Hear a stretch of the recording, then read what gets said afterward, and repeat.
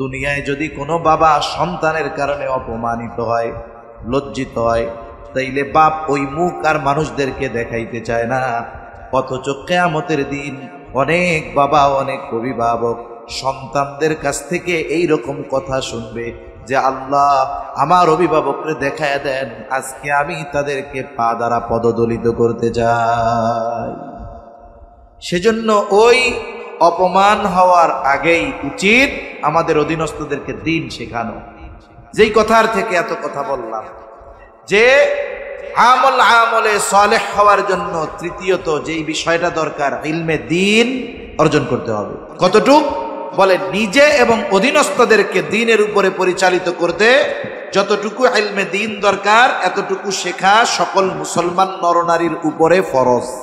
একটু দেখেন একটা কথা, একজন নামাজে দাঁড়াইছে, নামাজে দাঁড়ানোর আগেই তার তো কিছু কাজ আছে, যেমন নামাজের ভেতরে বাইরে ফরজ হইলে 13টা। কয়টা?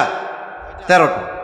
নামাজ শুরু করার আগে বাইরের ফরজ, কাপড় পাক, শরীর পাক, নামাজের জায়গা পাক। এই যে এখন একজন নামাজে দাঁড়াইছে, কিন্তু নামাজের 13 ফরজের একটাও জানেন। আমি যদি জানি এইগুলো ফরজ, এখন যদি নামাজের মধ্যে কোনোটা ছুটে যায়, তাহলে আমি বুঝবো যে আমার নামাজ আর নাই। কিন্তু এখন একজন জানে না যে এইগুলো ফরজ, এই 13 ফরজ যার জানা নাই, নামাজের মধ্যে যদি 13টার থেকে একটা ছুটে যায়, তাহলে বলেন তো তার নামাজ থাকবে না যাবে? যাবে। সারা পৃথিবীর সব মুফাসসিরদেরকে যদি কোরআন হাতে দিয়ে বলা হয় নবীর হাদিস, নবীর সুন্নাহ, নবীর সিরাত সব একদিকে রাখবা, শুধুমাত্র কোরআন থেকে 2 রাকাত ফজরের সুন্নাত নামাজ পড়ার পদ্ধতি বের করে দাও, সাথে সাথে যদি কিয়ামত পর্যন্ত হায়াত যদি পায়, নবীর সুন্নাহ হাদিস বাদ দিয়ে 1 রাকাত নামাজ পড়ার পদ্ধতিও তারা বের করতে পারবে না। নামাজের আদেশ করেছেন আল্লাহ, আর নামাজ পড়ার পদ্ধতি শিখিয়ে দিয়েছেন মুহাম্মদুর রাসূলুল্লাহ সাল্লাল্লাহু আলাইহি ওয়াসাল্লাম। এই জন্য নবীজি বলেন, সল্লু কামা রাআইতুমুনি উসাল্লি। নামাজ পড়তে হবে কিভাবে? কামা রাআইতুমুনি উসাল্লি, আমাকে যেভাবে পড়তে দেখো তোমরা এইভাবে পড়ো। যদি কোরআন থেকে নামাজ পড়তে যায়, যেমন নামাজের একটা ফরজ রুকু করা, কোরআনেও আছে ওয়ারকাউ মা'আর রাকিঈন, রুকুকারীদের সাথে রুকু করো। রুকু শব্দের অর্থ কি? রুকু শব্দের অর্থ হইল ঝুঁকা। কিন্তু বলেন তো, আপনাদের সামনে যখন বলি যে নামাজে রুকু করতে হবে, কেমন দৃশ্য ভাসে যে একটা মানুষ সোজা আছে, একেবারে এইরকম হয়ে যাবে, তাই না? এখন যদি কেউ মাথা একটু ঝুঁকায় দাঁড়াইয়া, এটার কি আপনারা রুকু বলবেন? তার মানে দেখেন, শব্দের অর্থ জানলেই ওই শব্দের উদ্দেশ্য বোঝা যায় না। শব্দের অর্থ জানলেই ওই শব্দ দ্বারা কতটুকু ঝুঁকা বোঝানো হচ্ছে বোঝা যায় না। এজন্য আমার আপনার নবী প্রত্যেকটা ইবাদত এইভাবে প্র্যাকটিক্যাল ভাবে উম্মতদেরকে শিখিয়ে দিয়েছেন। সুবহানাল্লাহ। নবীর থেকে শিখতে হবে নামাজ কিভাবে পড়তে হবে। এই জন্য যে কোনো ইবাদতের তরিকা আমার আপনার নবীর থেকে গ্রহণ করতে হবে। আপনি হজ করবেন, কেমনে হজ করবেন? নবীজি বলেন, খুদু আন্নি মানাসিকাকুম, আমার থেকে শিখে নাও কেমনে হজ করবা। তার মানে এমন কোনো ইবাদত নাই যেই ইবাদত আমার আপনার নবীর তরিকায় হয় না। এরকম কোনো ইবাদত নাই যে নবীর সুন্নাত বাদ দিয়ে করবেন। এজন্য আমল যদি আমলে সালেহ হতে হয়, রাসূল আকরাম সাল্লাল্লাহু আলাইহি ওয়াসাল্লামের পদ্ধতি অনুসরণ করতে হবে। 2টা শর্ত গেল। 3 নাম্বার শর্ত, যেই ইবাদত আমি আপনি করব সেই ইবাদতের ব্যাপারে ইলম অর্জন করতে হবে, জ্ঞান অর্জন করতে হবে। ইলম শিক্ষা করা ফরজ। রাসূল আকরাম সাল্লাল্লাহু আলাইহি ওয়াসাল্লাম বলেন, তালাবুল ইলমি ফরিদাতুন আলা কুল্লি মুসলিম, দ্বীনি ইলম শিক্ষা করা প্রত্যেক মুসলমান নরনারীর উপরে ফরজ। প্রথম প্রশ্ন হইল, কতটুকু শিক্ষা করা ফরজ? মুহাদ্দিসিন মুফাসসিরিন কেরাম বলেন যে একটা মানুষ নিজের জীবন পরিচালনার জন্য যতটুকু ইলমে দ্বীন দরকার শেখা ফরজ। আবার কেউ কেউ বলেন না অতটুকুতেও হবে না। কেন হবে না? বলে কোরআনুল কারীমের মধ্যে আল্লাহ তাআলা বলেন, ইয়া আইয়ুহাল্লাযীনা আমানু কু আনফুসাকুম ওয়া আহলিকুম নারা। বলে হে ঈমানদারেরা, তোমরা নিজেরা জাহান্নামের আগুন থেকে বাঁচো, অধীনস্থদেরকেও জাহান্নামের আগুন থেকে বাঁচাও। তাহলে বলেন তো, জাহান্নাম থেকে তো নিজে বাঁচলে হবে না, অধীনস্থদেরকেও বাঁচাতে হবে। তার মানে অধীনস্থদেরকেও বাঁচানোর চেষ্টা করতে হবে।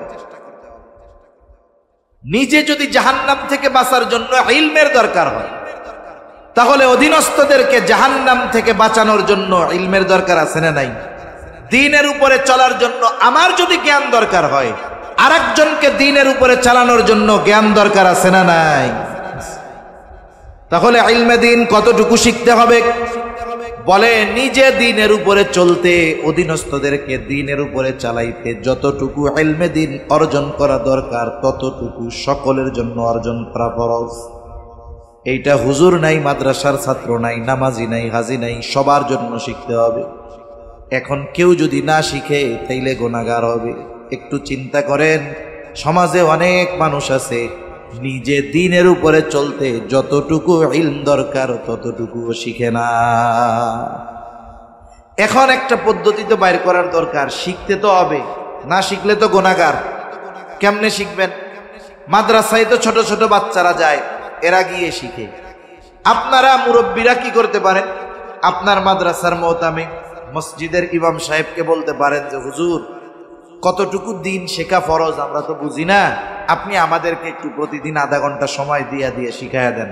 বলেন তো কোনো মাদ্রাসার মুতামিম, কোনো মসজিদের ইমাম খতিব বলবে যে আপনি দ্বীন শিখতে চান? তারা বলবে যে না, আমাকে টাইম টুইম নেই, এরকম বলবে নাকি? বরং আগ্রহের সাথে শিখিয়ে দিবে। সমস্যা আমাদের, আমরা নিজেদেরকে অন্যের সামনে ছোট করতে চাই না। এখন আমি সূরা ভালো মতো পারি না, দোয়ায় কুনুত তো আর জোরে জোরে পড়া লাগে না, জোরে পড়া লাগে না।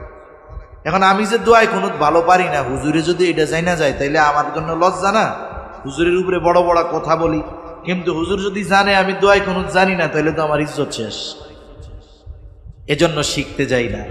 এই যে দুনিয়ার লজ্জা, দুনিয়ায় লজ্জা কইরা শিখলাম না, আখেরাতে সাইজ খাওন লাগবে। দুনিয়ায় যদি একটু লজ্জা ভাঙা শিখি তাইলে আখেরাতে বাঁচা যাইব, ঠিক কিনা বলেন?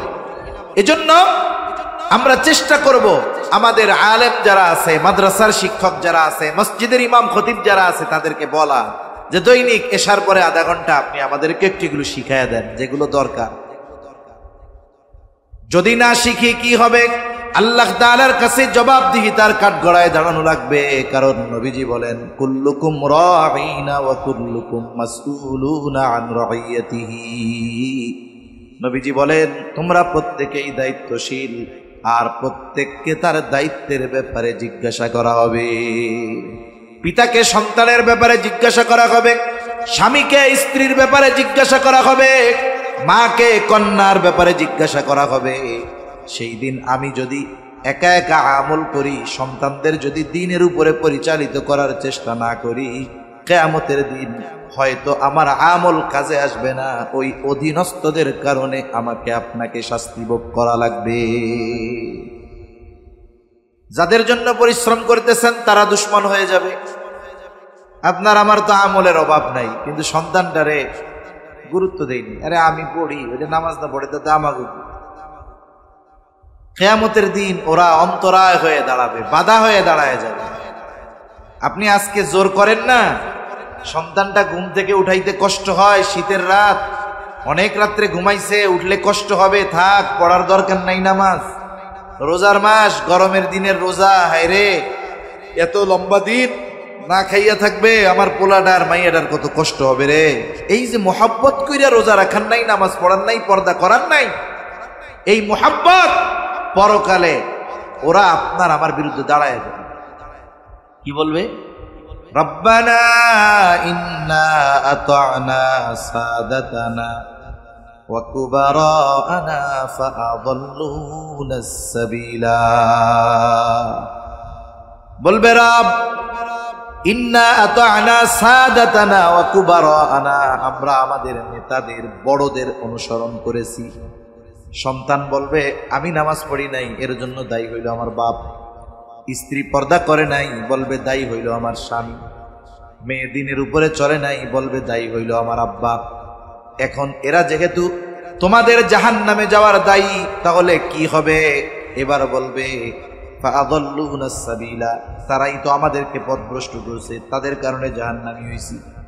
যেহেতু তাদের কারণে জাহান্নামী হইলাম, আল্লাহ তাআলার কাছে এইবার ওই সন্তানেরা পিতামাতার ব্যাপারে, অধীনস্থরা অভিভাবকের ব্যাপারে আল্লাহ তাআলার কাছে বলবে রব্বানা আতিহিম দি'ফাইনি মিনাল আযাবি ওয়ালআনহুম লা'নান কাবীরা, আযাবরে দ্বিগুণ করে দেন। একেবারে আপনি বড় লানত বর্ষণ করেন এগুলোর উপর, এদের কারণে আমরা জাহান্নামী হয়েছি। শুধু তাই না, আখিরাতে আমার আপনার এই অধীনস্থ যারা, যাদেরকে আমি দিন শেখার জন্য উদ্বুদ্ধ করি নাই, দিন শেখানোর জন্য কঠোরতা করি নাই, ওরা বলবে দেখাই দেন তাদেরকে, ওদেরকে আমরা পা দিয়ে পাড়াইয়া এরপরে জাহান্নামে যাব। রব্বানা আরিনাল্লাযাইনি আযাল্লানা মিনাল জিন্নি ওয়াল ইনসি নাজআলহুমা তাহতা আকদামিনা লিয়াকুনা মিনাল আসফালিন। বলবে রব দেখায় দেন যেই সমস্ত মানুষ এবং জিনদের কারণে আমরা জাহান্নামে হইলাম, তাদেরকে দেখায় দেন। কেন দেখাই দিব? আল্লাহ তাআলা কাছে তারা বলবে নাজআলহুমা তাহতা আকদামিনা, আমরা তাদেরকে পদদলিত করতে চাই, পাড়াইতে চাই। চিন্তা করে দেখেন তো, দুনিয়ায় যদি কোনো বাবা সন্তানের কারণে অপমানিত হয়, লজ্জিত হয়, তাইলে বাপ ওই মুখ আর মানুষদেরকে দেখাইতে চায় না। অথচ কিয়ামতের দিন অনেক বাবা, অনেক অভিভাবক সন্তানদের কাছ থেকে এই রকম কথা শুনবে যে আল্লাহ আমার অভিভাবককে দেখায় দেন, আজকে আমি তাদেরকে পা দ্বারা পদদলিত করতে চাই। সেজন্য ওই অপমান হওয়ার আগেই উচিত আমাদের অধীনস্থদেরকে দিন শেখানো। যেই কথার থেকে এত কথা বললাম যে আমলে সালেহ হওয়ার জন্য তৃতীয়ত যেই বিষয়টা দরকার, ইলমে দিন অর্জন করতে হবে। কতটুক? বলে নিজে এবং অধীনস্থদেরকে দিনের উপরে পরিচালিত করতে যতটুকু ইলমে দিন দরকার, এতটুকু শেখা সকল মুসলমান নরনারীর উপরে ফরজ। একটু দেখেন একটা কথা, একজন নামাজে দাঁড়াইছে, নামাজে দাঁড়ানোর আগেই তার তো কিছু কাজ আছে। যেমন নামাজের ভেতরে বাইরে ফরজ হইলে 13টা। কয়টা? 13টা। নামাজ শুরু করার আগে বাইরের ফরজ, কাপড় পাক, শরীর পাক, নামাজের জায়গা পাক। এই যে এখন একজন নামাজে দাঁড়াইছে, কিন্তু নামাজের 13 ফরজের একটাও জানেন। আমি যদি জানি এইগুলো ফরজ, এখন যদি নামাজের মধ্যে কোনোটা ছুটে যায়, তাহলে আমি বুঝবো যে আমার নামাজ আর নাই। কিন্তু এখন একজন জানে না যে এইগুলো ফরজ। এই 13 ফরজ যার জানা নাই, নামাজের মধ্যে যদি 13টার থেকে একটা ছুটে যায়, তাহলে বলেন তো তার নামাজ থাকবে না যাবে? যাবে। কতজন আছে একেবারে বায়ু সাইডা সুন্দর মতো সাউ সিজদা করে। এখন বলেন তো, একজন নামাজ শেষ করার আগে সাউ সিজদা দিছে, আর একজন জিজ্ঞাসা করছে এবার সাউ সিজদা দিলা কেন? এখন কইতেছে আমার নামাজের মধ্যে বায়ু ছুটে গেছিল, এই জন্য সাউ সিজদা দিছি। এখন কম তো 100 সাউ সিজদা দিলেও ওর নামাজ হবে? কারণ এখন সে এটা ছাড়ার কারণে তার পবিত্রতা ভেঙে গেছে, অজু ভেঙে গেছে, এখন আর তার নামাজ নাই। তো এজন্য দেখেন, নামাজের 13 ফরজ জানতেই হবে, বাহিরের গুলাও জানতে হবে, ভেতরের গুলাও জানতে হবে। কারণ ফরজ একটা ছুটলে নামাজ বাদ। নামাজের ওয়াজিব 14টা। ওয়াজিব যদি ছুটে যায়, সাহু সিজদা দিলে নামাজ হয়ে যায়। কিন্তু কেউ যদি নামাজের ওয়াজিব 14টা না জানে, ওয়াজিব যদি ছুটে যায়, তার কোনো হুঁশ থাকবে না। দেখা যাবে সাহু সিজদা দিল না, তার নামাজও হইল না। নামাজ ভঙ্গের কারণ আছে 19টা। এই 19টা কারণ থেকে একটা যদি পাওয়া যায়, তাইলে নামাজ ভেঙে যায়। কিন্তু নামাজি নামাজ ভঙ্গের 19টা কারণ জানে না। দেখা যাবে জীবনের অনেক নামাজে নামাজ ভঙ্গের কারণ পাওয়া গেছিল, কিন্তু তার কোনো খোঁজ নাই। অজু ভাঙ্গার কারণ জানতে হবে, সাথে সাথে পবিত্রতার মশালাগুলো জানতে হবে। কেন কয় অজু ভাঙ্গের কারণ হইল 7টা। এখন যদি নামাজের মধ্যে এই 7টা কারণ থেকে একটা পাওয়া যায়, অজু ভেঙে যাবে। বলেন তো অজু ভাঙলে কি নামাজ থাকবে নাকি? তাহলে চিন্তা করে দেখেন কত কিছু জানার দরকার, কিন্তু এই বিষয়গুলো থেকে আমরা মাহরুম হয়ে যাচ্ছি। অনেকে জানে না, জানার চেষ্টাও করে না, জানার ইচ্ছাও করে না। দেখা যায় বছরের পর বছর ইবাদত করতেছে, ইবাদত হইতেছে না।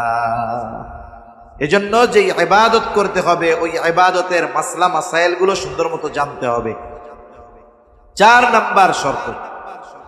নাম্বার শর্ত হলো তার খাবারটা হালাল হইতে হবে। এই 4টা শর্ত নিয়ে আমরা আজকে আলোচনা করব, আর বেশি না। 4 নাম্বার শর্ত তার খাবার কি হইতে হবে? পবিত্র হতে হবে, হালাল হতে হবে। খাবার শুধু হালাল হইলে হবে না, উপার্জনটা হালাল দরকার আছে না নাই? কতজন আছে খাবার হালালের ব্যাপারে সতর্ক, কিন্তু টাকা কোন দিক দিয়ে আসলো, এটা কি টেবিলের তল দিয়ে আসলো না উপর দিয়া, এটার ব্যাপারে যাচাই বাছাই করেন। একজন ওয়াজে শুনছে যে হুজুর বলছে যে শোনেন, যদি মক্কা থেকে দুম্বাও আনেন, আল্লাহর নাম বাদ দিয়া, ইচ্ছা কইরা বাদ দিয়া যদি কেউ জবাই দেন, তাহলে ওই হালাল প্রাণীর গোশত আর হালাল থাকবে না। কত ডেঞ্জারাস কথা না? এখন ওই লোকটা অফিসে গেছে, সরকারি চাকরি করে, ওই দিনের কামাই খুব ভালো হয়েছে। কামাই তো বুঝেন, কতজন ঘুষ খায়। হুজুর গায়ে এসে কি কয় জানেন? ওই হুজুর আলহামদুলিল্লাহ, যে চাকরি ভাই, বলে আল্লাহ তাআলা এমন এক চাকরি দিছে, আশপাশ দিয়া যা পাই বেতন ধরাই লাগে। ঘুষের চাকরি আইসে হুজুরের কয় আলহামদুলিল্লাহ খুব ভালো আছে। এখন ওনার ইনকাম ভালো হয়েছে, পকেটে 20,000 টাকা নিয়ে আসছে বাজারে, এসে দেখে বড় গরু জবাই হয়েছে। ওই যে ওয়াজ শুনছে যে আল্লাহর নাম বাদ দিয়া যদি জবাই দেয় তাইলে তো আর গোশত হালাল নেই। কত সচেতন মানুষ কসাইয়ের কাছে কানের কাছে মুখ নিয়ে বলে, এই বেটা এত বড় গরু যে জবাই দিছস, এইটা জবাই দেওয়ার সময় আল্লাহর নাম নিছিলি, মানে বিসমিল্লাহ কইছস? কসাইও তো চালাক কম না। কসাই কয়, ভাই মাসলা মাসাইল আমরাও জানি, আমরাও কম জানি না, নিজে নামাজ কালাম পড়ি না, আমি পড়ি না, আল্লাহ চাইলে আমারটা মাফ করে দিতে পারে, কিন্তু ইচ্ছা করে আল্লাহর নাম বাদ দিয়ে আর একজনে হারাম গোশত খাওয়াইয়া ফান্দে পড়মু, এই কাম আমি করি না, আল্লাহর নাম ঠিক মতোই লইছি, টেনশন করেন না। এইবার সে নিশ্চিত যে গোশতটা কি আছে, হালাল আছে। 10 কেজি দাও, সিনার গোশত দিও, এই গোশত দিও, রানের থেকে দিও, ঠিক আছে। এইবার হালাল গোশত কেনার জন্য পকেট থেকে যে টাকাটা দিল, টাকাটা কি কন্যা? উপার্জন যদি হারাম হয়, এই হারাম টাকা দিয়ে হালাল কিনছে, এটাও হারামের ন্যায়। এটাও কিসের ন্যায়? হারামের।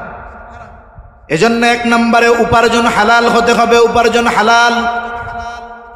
হালাল উপার্জনের নিমিত্তে কেউ যদি হালাল কর্ম করে, কর্ম যত ছোট, উদ্দেশ্য আল্লাহ হালাল উপার্জন করতে চাই, হারাম খাইতে চাই না। 5 ওয়াক্ত নামাজ ঠিক মতো পড়ে, ফরজ ওয়াজিবগুলো ঠিক রাখে, হালাল উপার্জনের নিয়তে যেই ব্যক্তি হালাল কর্ম করে, নবীজি বলেন কাসবুল হালালি ফারিদাতুম বাদাল ফারিদা, ফরজ ইবাদতের পরে অন্যতম ফরজ ইবাদত হলো হালাল উপার্জন করা। ফরজ ইবাদত ঠিক রেখে হালাল উপার্জনের নিয়তে যে হালাল কর্ম করবে, তার ওই কর্মটাও তার আমল নামায় ইবাদত বলে যোগ হয়ে যাবে। হালাল উপার্জনের মধ্যে আল্লাহ তাআলার বরকত থাকে। এজন্য যারা হালাল উপার্জন করতে গিয়ে ছোটখাটো কাজ করে, আমরা তাদেরকে তুচ্ছ-তাচ্ছিল্য করব না। অনেক মানুষ আছে ছোটখাটো কাজ করে, কিন্তু কাজটা তার হালাল। পান বিক্রি করে, চা বিক্রি করে, এই যে হালাল উপার্জনের নিমিত্তে ছোট কাজ করতেছে, আমরা তাদেরকে তিরস্কার করব না। কেউ রিক্সা চালায়, ভ্যান চালায়, যা করে করুক, অন্যের জমিতে কাম দেয়, মজুরি করে, কুলিগিরি করে, কিন্তু হালাল উপার্জনের নিয়তে করে। আল্লাহর কসম, ওই সচিবালয়ের চেয়ারে বৈশা যেটা ঘুষ খায় আমাদের কাছে সম্মানিত হতে পারে, কিন্তু ওর চাইতে আপনার বাজারে যদি কোনো মুচি থাকে যে হালাল উপার্জনের জন্য জুতা সেলাই করে, ওর দাম আল্লাহ তাআলার কাছে বেশি। ঠিক কিনা বলেন? এজন্য হালাল উপার্জনকারী ছোট কর্ম যদি করে, কর্মটা যদি হালাল হয়, তাকে আমরা তিরস্কার করব না, কর্মের কারণে খোটা দিব না। কারণ এই সমাজের মানুষকে কর্মের কারণে খোটা দেয়। অনেক সময় মনে করেন, আমি এমনি বলতেছি আর কি বোঝানোর, একজন রিক্সা চালায়, রিক্সা চালকরে মনে করে সমাজের ছোট মানুষ। এখন সে যদি কোনো ভালো কথা বলে, ওই যারা শিক্ষিত মানুষদের পছন্দ হয়, হ্যাঁ রিক্সাওয়ালা বয় বেটা, এই যে দেখেন তার নাম আছে, তার পরিচয় আছে, সবকিছু বাদ দিয়ে তার কর্মটাকে সামনে আনলো কেন? তাকে ছোট করার জন্য। তাকে কি করার জন্য? ছোট করার জন্য। এবং এই জন্য কেউ যদি হালাল কর্ম করে, কর্ম যদি ছোট হয়, আমরা এই কর্ম নিয়ে তাকে তিরস্কার করব না। তাহলে 1 নম্বর দরকার হালাল উপার্জন, 2 নম্বর হালাল খাবার দরকার। হালাল উপার্জনের সাথে সাথে খাবারটাও হালাল হতে হবে, হালাল। এই দুইটার সমন্বয় যদি ঘটে, তাহলে এই শর্তটা পূরণ হবে।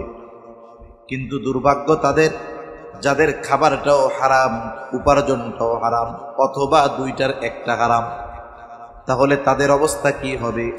যারা হারাম উপার্জন করে, হারাম খায়, এদের অনেক বড় বড় ক্ষতি হয়। 1 নাম্বার কি হয়?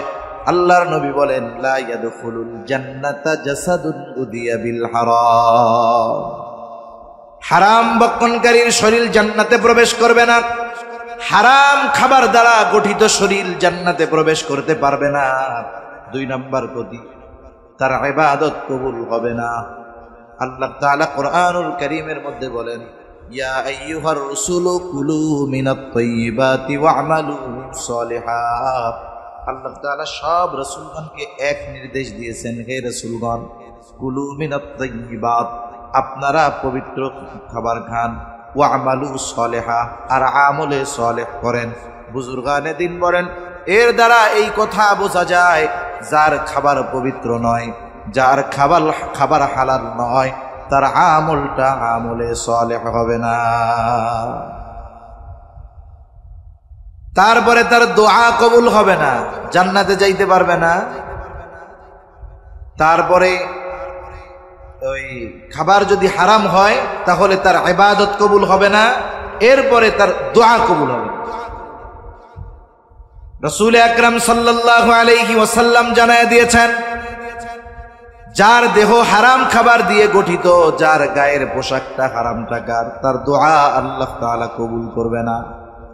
এই জন্য দেখেন, হারাম খাইলে দোয়া কবুল হয় না, ইবাদত কবুল হয় না। হারাম খাইলে জান্নাতে যাওয়া যায় না। এখন বলেন, এই দুনিয়ায় হারাম খাইয়া, হারাম উপার্জন কইরা যারা বড়াই করে, অহংকার করে, অন্যদেরকে ছোট করে, ওরা হারাম উপার্জন করে, হারাম খায়, আসলে ওদের মতো দুর্ভাগ্য আর কেউ নাই। তাহলে আমরা এবার মূল আলোচনাটাকে একটু গুছাইয়া আইনা শেষ করে দেই। তাহলে আল্লাহ তাআলা বললেন, ইমানদার নারী অথবা পুরুষ যদি আমলে সলেহ করে, ইমানদার, ইমান তো ঠিক থাকতে হবে, ইমানের কথা আর লম্বা বলি নাই, ইমানটা শিরিক মুক্ত হতে হবে, খালেস ইমান হতে হবে। এই ধরনের নারী পুরুষ যদি আমলে সলেহ করে, আমলে সলেহ কি? যেই আমল কিছু শর্ত যুক্ত থাকবে সেই আমলের সাথে, ওই আমলটা একমাত্র আল্লাহর জন্য হবে, ওই আমলটা নবীজির পদ্ধতিতে হবে, ওই আমলটা যেটা করতেছে সেটার ব্যাপারে তার স্বচ্ছ জ্ঞান থাকবে, ইলম থাকবে। 4 নাম্বার, যে আমলটা করতেছে তার উপার্জন এবং খাবারটা হালাল হবে। এই শর্ত ঠিক থেকে যে ইবাদত করবে, আল্লাহ বলেন ওই নারী পুরুষের এই ধরনের ইবাদতের প্রতিদান আল্লাহ তাআলা 2 ধরনের দিবেন। কয় ধরনের? মুফাসসিরিনে কেরাম বলেন 1 ধরনের প্রতিদান দিবেন দুনিয়ায়। কোথায় দিবেন? দুনিয়ায় কি দিবেন? বলে ফালানুহিয়ান্নাহু হায়াতান তাইয়্যিবা। আল্লাহ তাআলা বলেন, অবশ্যই অবশ্যই আমি তাকে পবিত্র এক জীবন দান করব, পবিত্র এক হায়াত দান করব। কোন মুফাসসির বলেন এর দ্বারা আখিরাত উদ্দেশ্য, কিন্তু অধিকাংশ মুফাসসির হযরত আলী রাদিয়াল্লাহু তাআলা আন, আব্দুল্লাহ ইবনে আব্বাস রাদিয়াল্লাহু তাআলা আন, হাসান বসরি রহমাতুল্লাহি আলাইহি, মুজাহিদ রহমাতুল্লাহি আলাইহির মতো মুফাসসিরগণ বলেন এর দ্বারা উদ্দেশ্য হলো কয়েকটা জিনিস। আল্লাহ তাআলা এই দুনিয়াতে তাকে সুখময়, স্বাচ্ছন্দ্যময়, আনন্দময় জীবন দান করবে, অমুখাপেক্ষী জিন্দেগি দান করবে, ইবাদতের মজা দান করবে। একটা মানুষ যদি এই দুনিয়ায় চলার জন্য যতটুকু দরকার এতটুক যদি পেয়ে যায় এটা তার জন্য যথেষ্ট।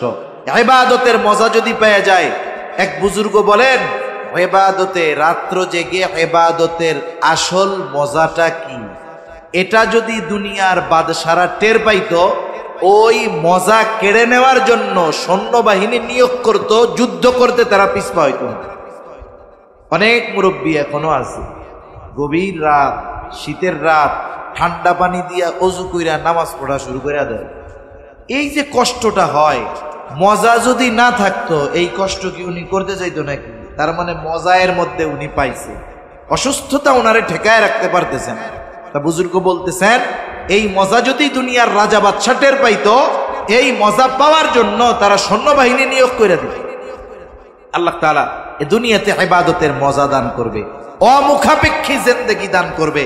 তার মানে মানুষের কাছে তার চাওয়া লাগবে না, আল্লাহ তাআলা তার প্রয়োজন মেটানোর জিম্মাদারি নিয়ে নিবে। সুবহানাল্লাহ। এর দ্বারা আবার এইটা নয় যে অভাব অনটনে পড়বে না। প্রকৃত ঈমানদার অভাব অনটনে পড়লে সে আল্লাহ তাআলার কাছে হাত পাতে, হতাশ হয় না। কিন্তু যারা বেঈমান এরা অভাব অনটনে পড়লে এরা কি করে? হতাশাগ্রস্ত হয়ে যায়। অনেকে আছে আত্মহত্যা পর্যন্ত কইরা বসে, ঠিক কিনা বলেন? আল্লাহ তাআলা তাকে সুখময়, স্বাচ্ছন্দ্যময়, শান্তিময় এক জীবন দান করবে। এই যে দুনিয়ার যত আসবাব দেখি এগুলো সুখের উপকরণ, শান্তি দিতে পারে না। এই যে আগে আপনার দূরে হাইটে যাওয়া লাগতো, এখন গাড়িতে যাইতে পারেন। আপনি কত সুন্দর, আগে অন্ধকারে বাতি ছিল না, এখন লাইট আছে। আগে গরমের সময় হাত পাখা চালানো লাগতো, এখন ফ্যান আছে, অনেকে এসি লাগায় দিচ্ছে। তার মানে এগুলো সুখের উপকরণ। অনেক ধনী আছে দুনিয়ায়, রুমের মধ্যে এসি, দুনিয়ার জান্নাত বললেও চলে, এত আরাম, এত আসবাব তার ঘরে, কিন্তু ঘুম হয় না। এমন আল্লাহর বান্দা আছে না নাই? আবার কতজন আছে দুনিয়ার আসবাব এরকম নাই, বাসায় কারেন্টও নাই, কিন্তু কত আরামসে ঘুমাচ্ছে, যা পাচ্ছে খাইয়া আলহামদুলিল্লাহ দিচ্ছে, আছে না নাই? কেন? কারণ তার সুখের আসবাব আছে কিন্তু অন্তরে শান্তি নাই। ওর হয়তো সুখের আসবাব নাই কিন্তু আল্লাহ ওরে এমন শান্তি দিছে ওর এইসব কিছু লাগেও না। আল্লাহ তাআলা এই শান্তি দান করবে, শান্তি। অনেক সময় আমরা মনে করি যে অমুকে গরিব মানুষ, বাড়িতে কারেন্টও নাই, ফ্যানও নাই, কিন্তু যাইয়া দেখেন অনেকের বাড়ি এসি, ফ্যান সব থাকার পরেও তার অন্তরে শান্তি নাই। কিন্তু ওনার বাড়ি কিছু নাই, কিন্তু আল্লাহ অন্তর বইরা শান্তি দিয়ে দিচ্ছে, ঠিক কিনা বলেন? এখন বলেন তো এরকম একটা জিন্দেগি যদি দুনিয়ায় অতিবাহিত হয়, এর চাইতে ভালো আর কিছু হইতে পারে? এজন্য আল্লাহ বলেন ফালা নুহইয়াবনাহু হায়াতান তাইয়্যিবা, দুনিয়ায় কি দেওয়া হবে? পবিত্র এক জিন্দেগি তাদেরকে দেওয়া হবে। এখন যে কোনো নেক আমলের পূর্ণ প্রতিদান তো আল্লাহ দুনিয়ায় দেন না, দুনিয়া দেওয়ার মতো অবস্থা জায়গাও নেই। দিবেন কোথায়? আখিরাতে। এই জন্য আল্লাহ তাআলা এরপরে বলেন ওয়ালা নাজজিয়ান্নাহুম আজরাহুম বিআহসানি মা কানু ইয়ামালুন। এই যে আমলগুলো করছে এর বিনিময়ে আল্লাহ তাআলা তাদের আমলের তুলনায় অনেক অনেক গুণ বেশি প্রতিদান আল্লাহ তাআলা তাদেরকে দিবে। সুবহানাল্লাহ। কোন মানুষ তার আমল দ্বারা কিয়ামতে নাজাত পাবে না। কেউ যদি চিন্তা করে যে আমার আমল আমাকে নাজাত দিবে, আমল আমাকে জান্নাত দিবে, তাহলে এই আশা ভুল। কারণ যেই নিয়ামত আল্লাহ তাআলা প্রস্তুত করে রাখছেন, আমরা যদি 1000 বছর, লক্ষ বছর হায়াত পাই, সিজদায় পড়ে থাকি, যেই নিয়ামত আল্লাহ রাখছেন ওই নিয়ামত গুলোর মধ্যে সবচাইতে ছোট, সবচাইতে তুচ্ছ যেইটা, সবচেয়ে ছোট, ওইটারও প্রতিদান ইবাদতের মাধ্যমে অর্জন করা সম্ভব নয়। ইবাদত কইরা ওইটার হকই আদায় করা যাবে না। তাহলে আল্লাহ তাআলা কেন দিবেন? আল্লাহ তাআলা মেহেরবানি করে, দয়া করে, মায়া করে এই অল্প ইবাদতের বড় প্রতিদান আল্লাহ তাআলা দিবেন। আল্লাহ তাআলা হাদিসে কুদসির ভিতরে আসছে, বলেন আ'আদতু লিইবাদিয়াস সালিহিন মা লা আইনুন রাআত ওয়ালা উযুনুন সামিআত ওয়ালা খাতারা আলা কলবি বাশার।